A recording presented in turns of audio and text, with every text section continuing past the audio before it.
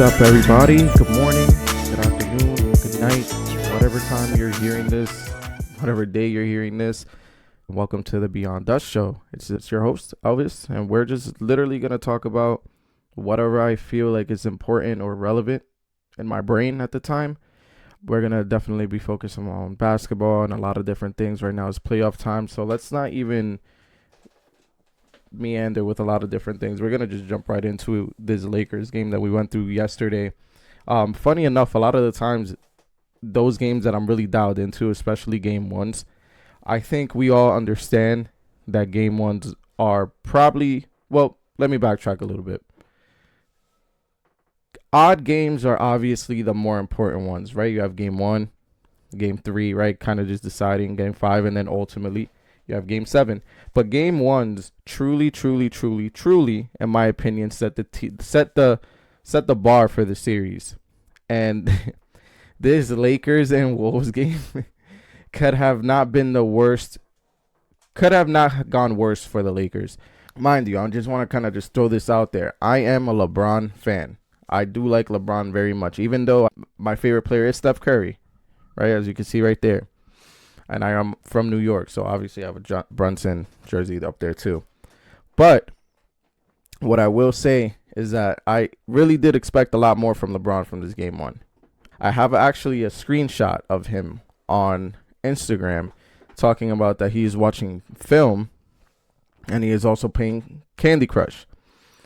And I don't know if it's just me, but that doesn't seem like somebody who's necessarily locked in or taking it seriously. Like, what happened to Zero Dark 30 mode those couple years ago when he goes into playoff mode? I don't know. But what I will say though is that was just a really bad tone set for the rest of the for the rest of the series, in my opinion. Let's take a look at the final score real quick. So we have 117 to 95. And if you were watching this game, which I'm pretty sure that a lot of you were, this game was pretty much over by the second quarter. The second quarter, pretty much the third quarter, Luka really gave them life with that end of the quarter half court. And I was like, okay, maybe that's a really good sign for them to really start getting into the game. But LeBron was really a big no-show in there. And I think the big problem for the Lakers really reared its head in that game is that they have no defenders. They have zero defenders.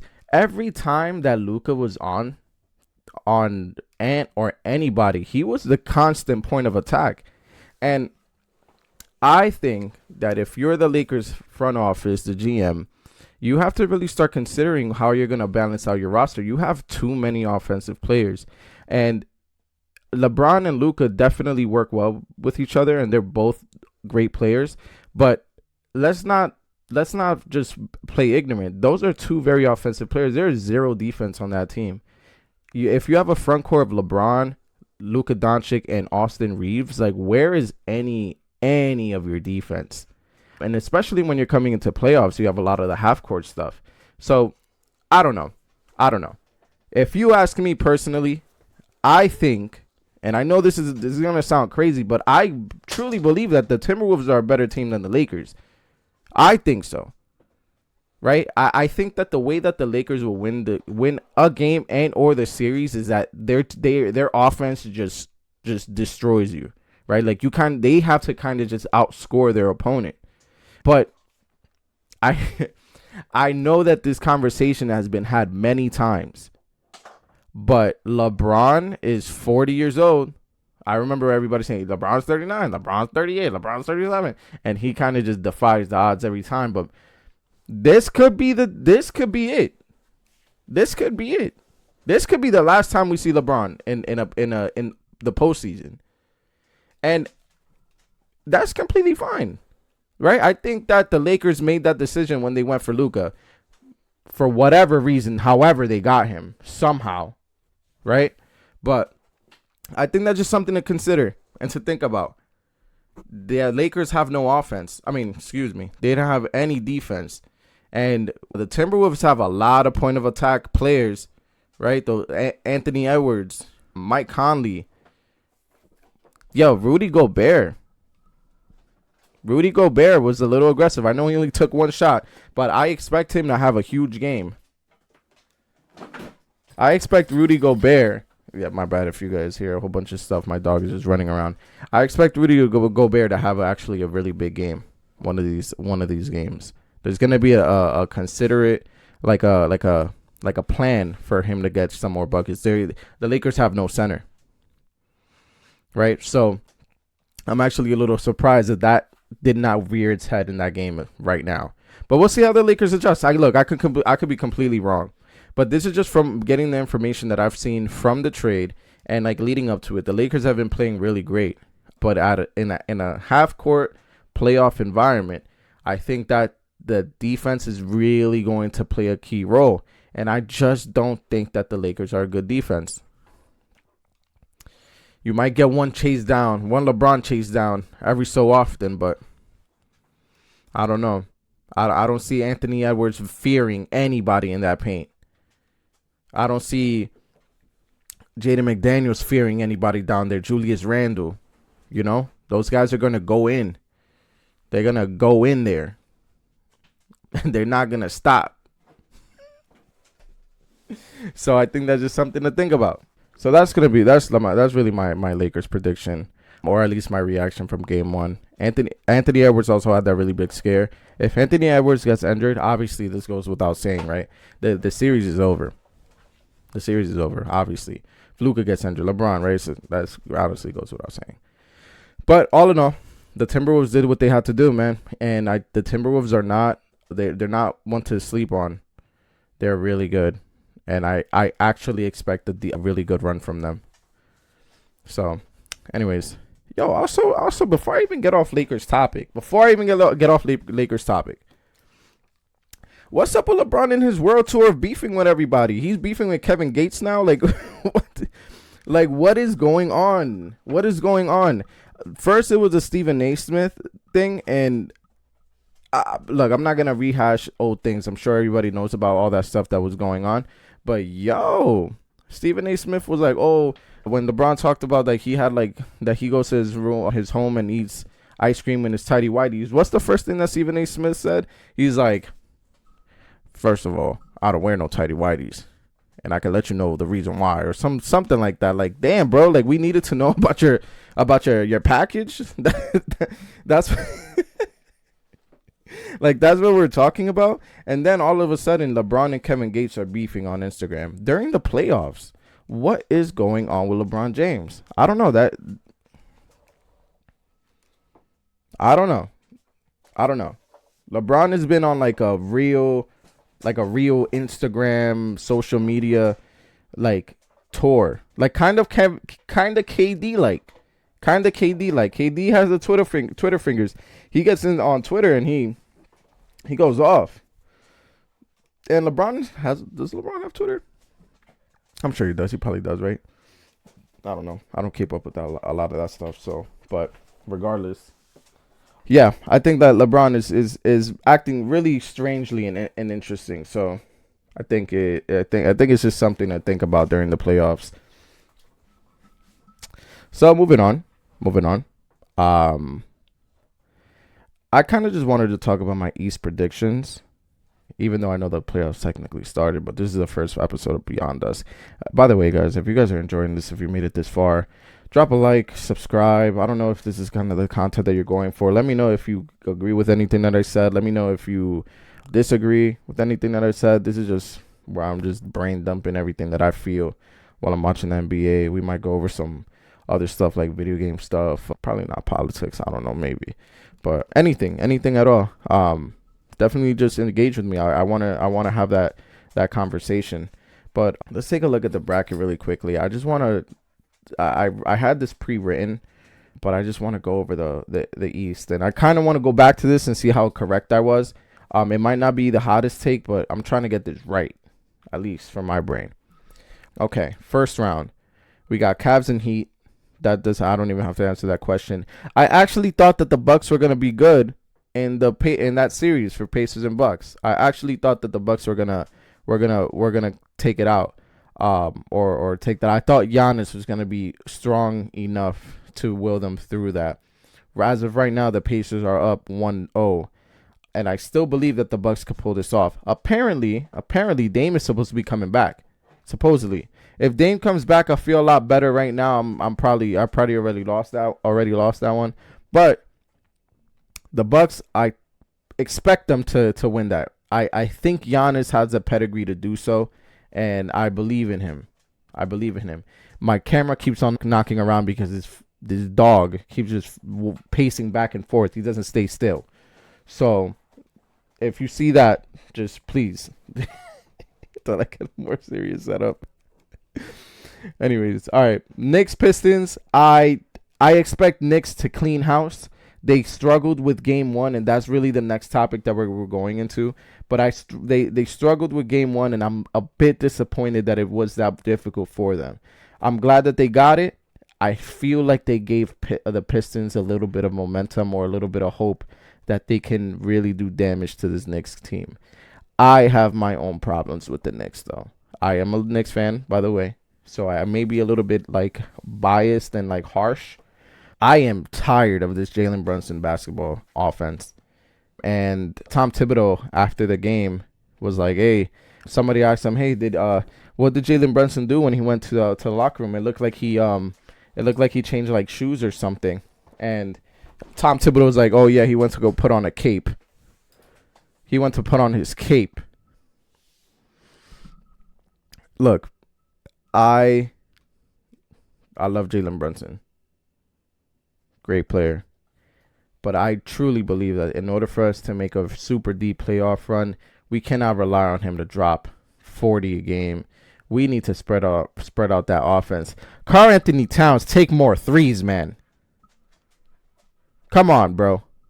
I know that sounds really backwards, but I think he needs to shoot more. Space out the floor. Julius Randle. Damn, what year am I?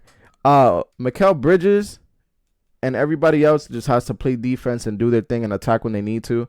But I think that the ball just needs to spread out a little bit more. And sometimes our defense sucks, which is surprising to say for a Tom Thibodeau team.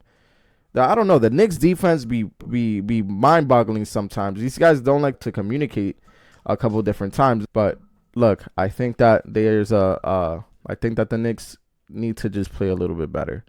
They got the win on they got the game one as they should have, but I do expect a little bit more. Celtics, Magic, Celtics. Between the Cavs are gonna come out the East. Boo, controversial. West. This is the conversation that I really wanted to have.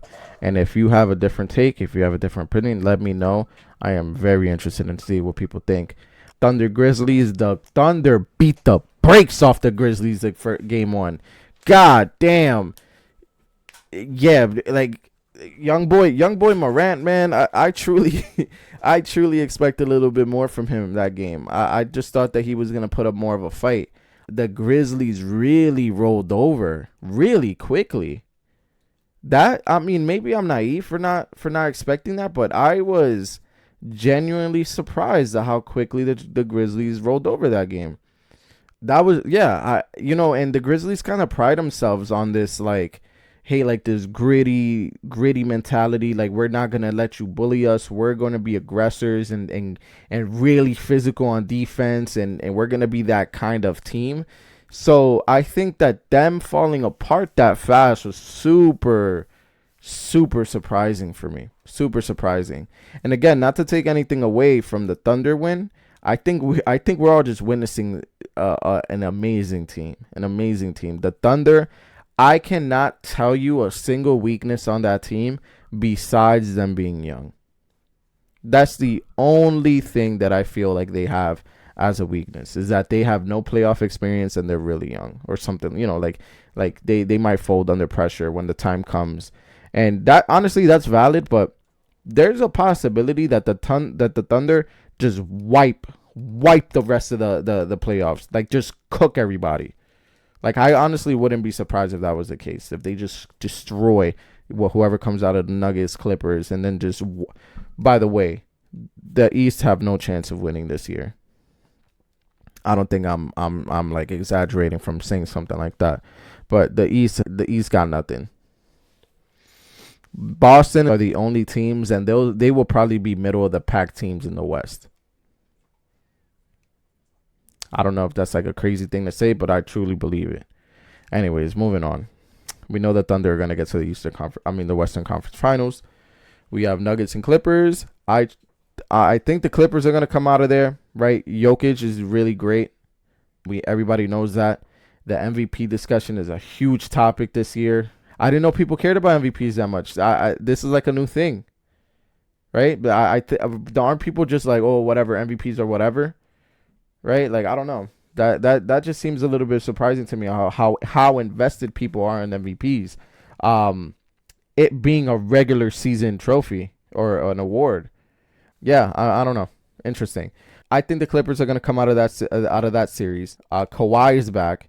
Kawhi's playing really great. And James Harden is looking great as well. And you have two of the best players and you have the two best players in that series, right? You have Jokic is the best player of the series, of course, but then the Clippers have two of the best in the other team, if that makes any sense.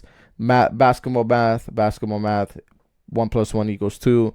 The Clippers should win that because they have the most best players, in my opinion. I don't know. We'll see, though. We'll see. It was a close game, and Denver did take game 1, but I believe that the Clippers are going to pull that out. I believe they'll pull it out. Lakers and Timberwolves. Lakers being number 3, Timberwolves being number 6. Man, I know it seems like I'm going for the underdogs, but I just feel like the Timberwolves are a better rounded, constructed team. I think the Timberwolves should win this series. I truly believe it. I truly believe that the Timberwolves should win the series. And I'm not trying to be controversial and going against the grain, but I think that they just have a much more rounded defensive team. It just makes more sense in the playoffs. It makes way more sense. You know, like it's like, I don't know. Let me give you an example. It's like fourth quarter, right?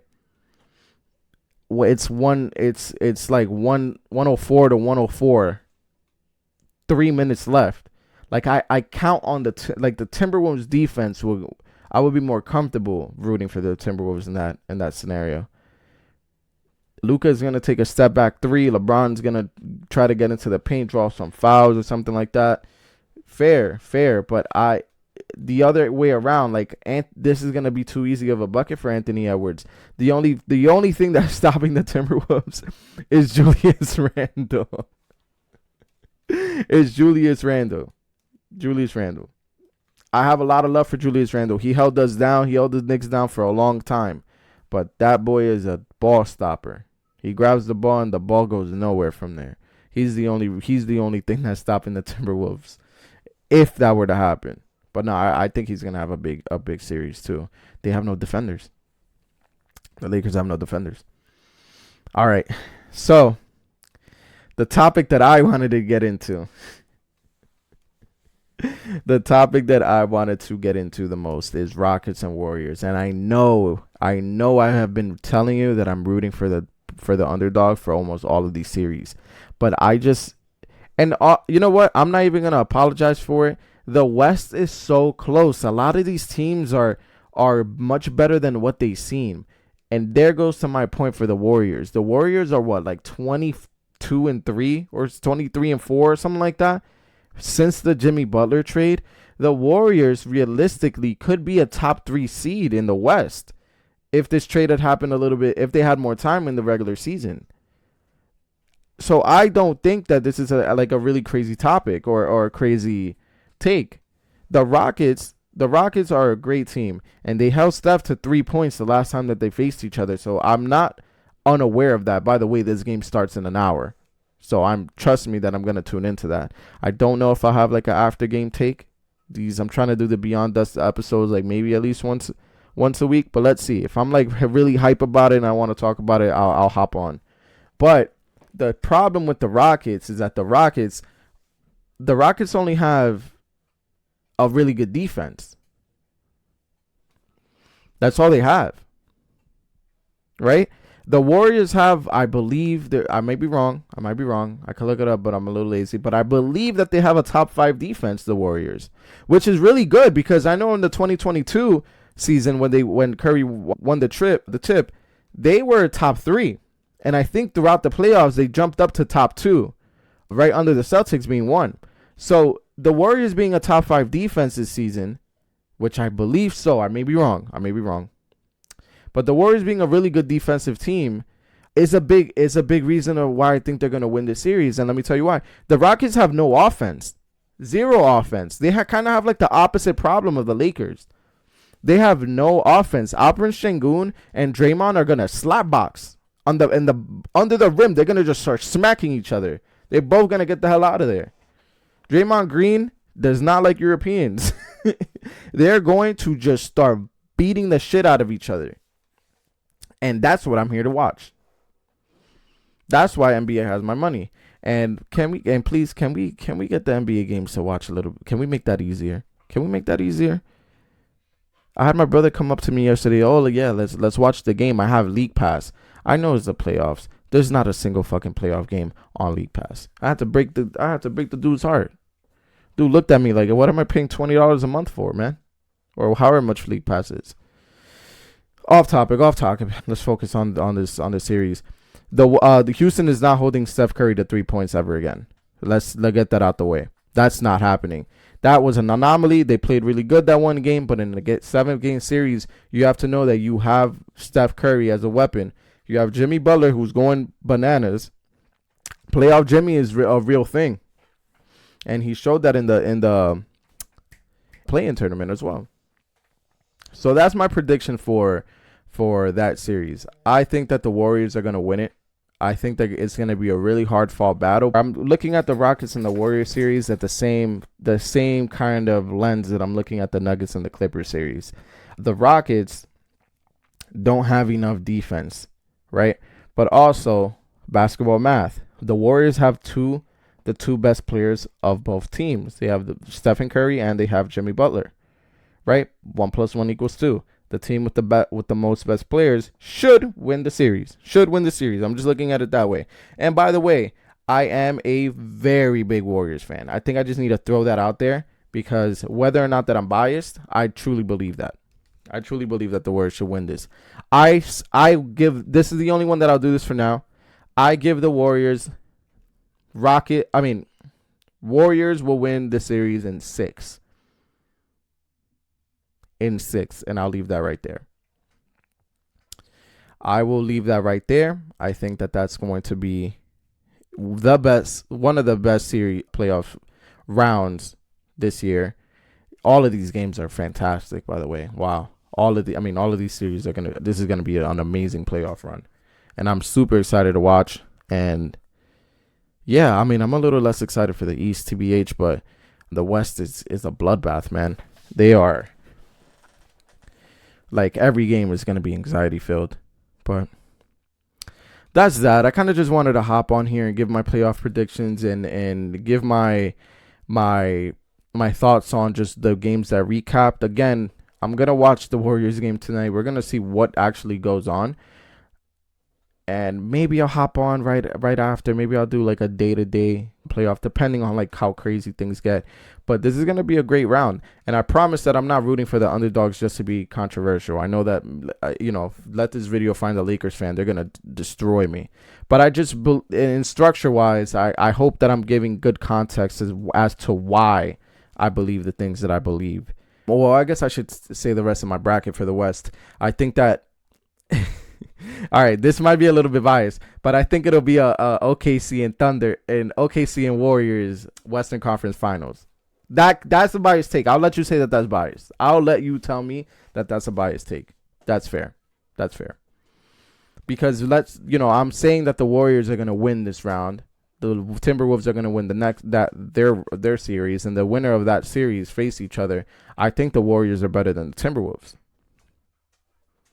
Right, I know that the Timberwolves have really good offense, but we still have really good defense as well.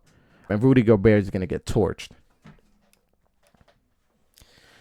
Yeah, so, I'll leave it at that. I hope you enjoyed. I'm going to keep this consistent. please comment. Let me know what you think. Let me know if you have any ideas. If you think that I'm completely wrong and I have no idea what it is that I'm talking about, let me know. Let me know. I am always willing to learn a little bit more, and I know that a ton of people have really great takes, so I'm open to whatever criticism. If you agree, disagree, you think I'm rotten in the brain and I got brain cells that need repairing, you let me know. But yeah, this is the Beyond Dusk show, episode 1. I had a lot of fun just talking about this. Engage with me. Let me know what you think, and I'll see you guys in the next one, man. Thank you so much.